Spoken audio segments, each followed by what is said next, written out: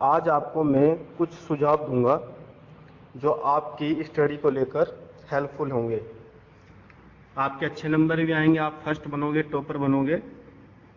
और मेरे नज़रिए में कोई भी बच्चा बेवकूफ़ नहीं होता, सभी होशियार होते हैं, सभी आगे बढ़ते हैं, सभी फ्यूचर में कुछ ना कुछ वर्क करेंगे और काम करते ही हैं और अपने अपने फील्ड में सब सक्सेसफुल हो जाते हैं।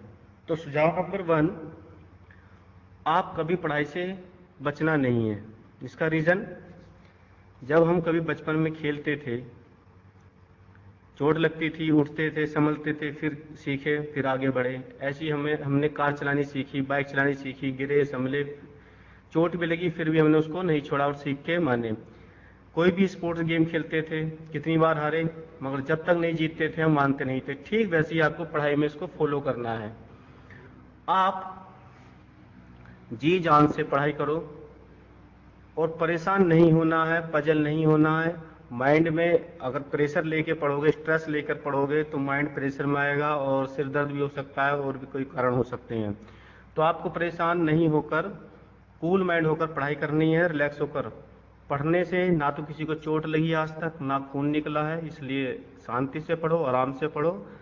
एक्सीडेंट भी नहीं होता पढ़ने से।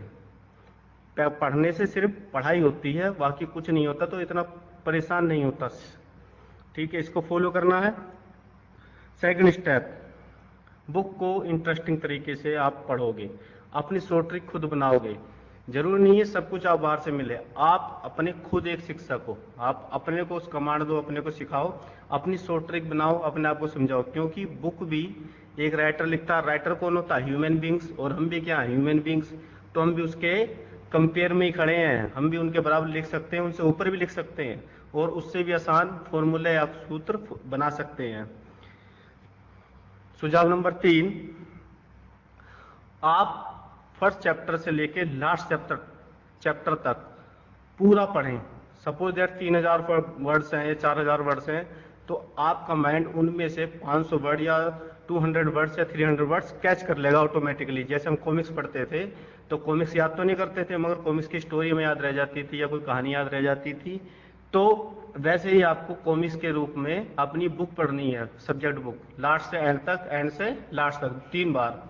तो 500, अगर 5000 वर्ड्स हैं तो 1000 हमारा माइंड याद कर लेगा, ऑटोमेटिकली सेव हो जाएगा। 2000 याद कर लेगा, 4000, कुछ भी हो सकता है, वो हमारा वो माइंड की कैपेबिलिटी के अकॉर्डिंग है। सेकंड सुझाव, अब आपको कोई भी आपको हेजिटेशन नहीं करनी है, शर्म नहीं करनी है। आपको टीचर से क्वेश्चन पूछना है, आप टीचर से क्वेश्चन पूछोगे, वो उसका सोल्यूशन देंगे और आपके क्वेश्चन पूछने से आपकी जो जानकारी नहीं थी वो पूरी हो जाएगी। और अगर शर्म करते रहोगे तो आपको अच्छी सफलता नहीं मिलेगी। तो शर्माना नहीं है, आपको कहीं से भी जो भी शिक्षा मिले वहां से आप शिक्षा ग्रहण करें। शिक्षा जन्म से लेकर मृत्यु तक चलने वाली प्रक्रिया, जिसने सीखना छोड़ दिया उसने जीना छोड़ दिया। आप सीख भी सकते हैं, याद भी कर सकते हैं और आगे भी बढ़ सकते हैं। अपने आप से क्वेश्चन पुटअप करें, अपने को लाइट वे में नहीं लेना है, सफलता आपके हाथ में होगी। और कोई भी बच्चा, कोई भी स्टूडेंट पीछे नहीं रह सकता, सफलता आपको मिलनी मिलनी निश्चित है। आप अपने ऊपर वर्क करो, इंटरेस्टिंग तरीके से पढ़ो, प्रेशर नहीं लेना है, कूल माइंड रहो, कोई ऐसा परेशान होने की जरूरत नहीं है। सफलता सबको मिलती है, हर फील्ड में पैसा, हर फील्ड में रुपया है, बस आगे बढ़ो और सफल हो जाओ। पढ़ाई करो रिलैक्स होके, कूल माइंड होके, और आपकी सफलता कदम चूमेगी। धन्यवाद, थैंक यू।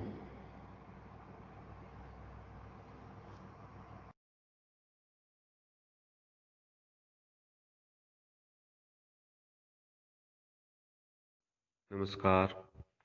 भारत में शिक्षित बेरोजगारी बहुत ज़्यादा है, इतनी ज़्यादा कि पढ़ लिख कर वो बेरोजगार घूमते हैं और उनको कोई काम या जॉब नहीं मिल पाती। क्योंकि उसका रीज़न सीधा है, बड़े बड़े इंस्टीट्यूशन में उनको सपने बड़े बड़े दिखाए जाते हैं और फिर उसकी अपेक्षा उनको वो पैकेज नहीं मिलता। इंस्टीट्यूशन में कहा जाता पैकेज मिलेगा इतने लाख का, इतने हज़ार का, फिर वो वास्तविकता में कुछ ऐसा नहीं मिलता है।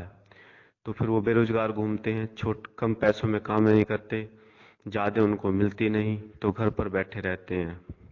जितनी मोबाइल ऐप है वो इनको यूज़ करते हैं, उनकी इनकम कराते हैं, या किसी भी सरकारी नौकरी का फॉर्म भरते हैं जो एक फॉर्म मिनिमम 500 से 700 रुपये ले जाता है, जो एक बेरोजगारी के लिए बहुत ज़्यादा है। तो एक पढ़े लिखे बेरोजगार भारत में बढ़ते जा रहे हैं।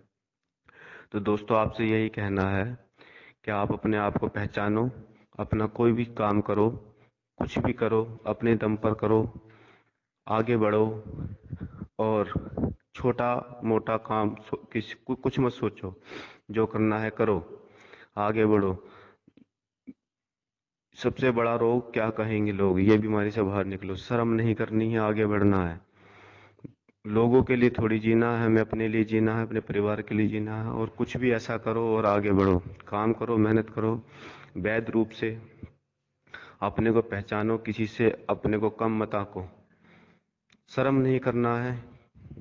फिर यही कहता हूँ, दुनिया का यही रोग है,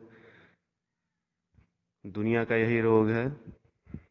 क्या कहेंगे लोग, वो लोग मिलते ही नहीं है, जीवन निकल जाता है। आगे बढ़ो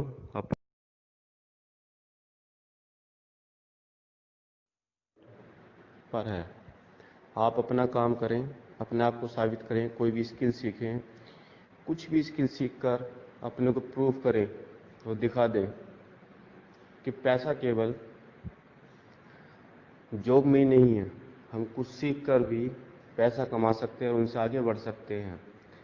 आज आप स्किल सीखो, कोई भी टेक्निकल वर्क सीखो, 10th पास करके, +2 पास करके, सिंपली पढ़ाई करके, ज़्यादा पढ़ाई करने के बाद जॉब ढूंढना बहुत मुश्किल है और इतनी अच्छी सैलरी भी नहीं मिलती और बहुत दिक्कतें आने लगती हैं। सोर्स नहीं है, सिफारिश नहीं है, पैसा नहीं है रिश्वत देने के लिए, तो सरकारी नौकरी मिलती नहीं है। तो आप 10th करके या +2 करके कोई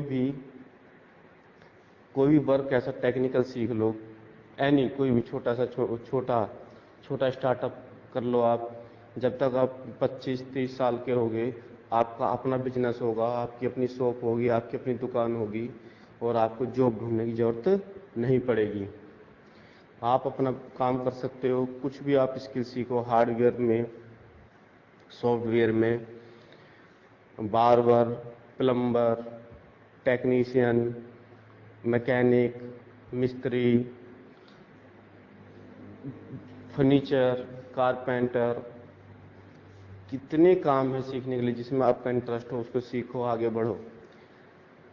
आगे चलकर आपको जॉब ढूंढने में कोई परेशानी, कोई दिक्कत नहीं होगी। अगर आपके टैलेंटेड, आपके हाथ में कोई भी कला आ गई तो फिर रोजगार आपको ढूंढता है। और आप सिंपली पढ़ाई करते जाओगे तो आप जॉब ढूंढोगे। और सरकारी जॉब के लिए एक सोर्स चाहिए, रुपया चाहिए रिश्वत देने के लिए, जो नहीं है। जिनकी फाइनेंशियल कंडीशन कमज़ोर है, आर्थिक स्थिति कमज़ोर है, वो बच्चे कोई ना कोई स्किल सीखते रहें पढ़ाई के साथ साथ और अपना काम स्टार्ट करें। और काम कंटिन्यू करते करते करते जब तक आप 25-30 साल के होंगे तो आपका खुद का बिजनेस होगा, आप खुद दूसरों को जॉब दोगे।